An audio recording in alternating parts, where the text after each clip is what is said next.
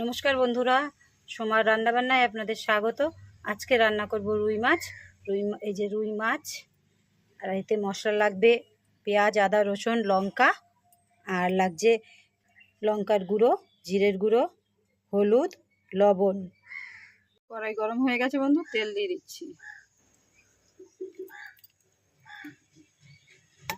তেল দিয়ে নিলাম, এবার মাছগুলো ভেজে নেব।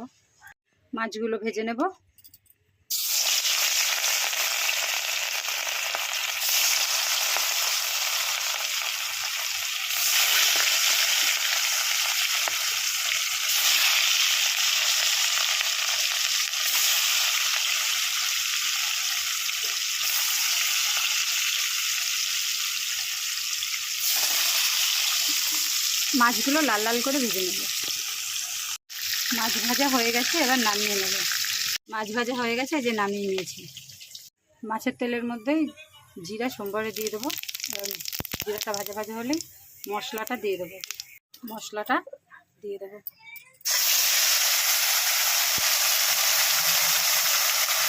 আর বাকি ধোয়া জলটাও দিয়ে দেবো।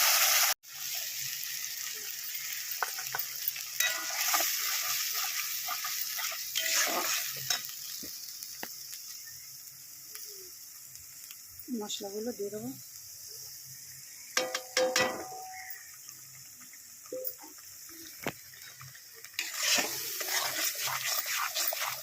এবার কষিয়ে নেবো ভালো করে। মশলা কষানো হয়ে গেছে, এবার জল দিয়ে দেবো। জল দিয়ে দিলাম।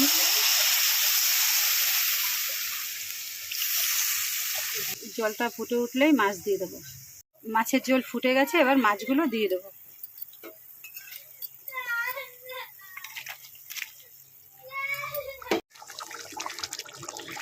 মাছের ঝোল ফুটে উঠেছে, আর একটু সময় ফুটিয়ে নামিয়ে নেব। মাছের ঝোল নামিয়ে নিয়েছি। এইভাবে রান্না করে দেখুন, খুব ভালো লাগবে খেতে।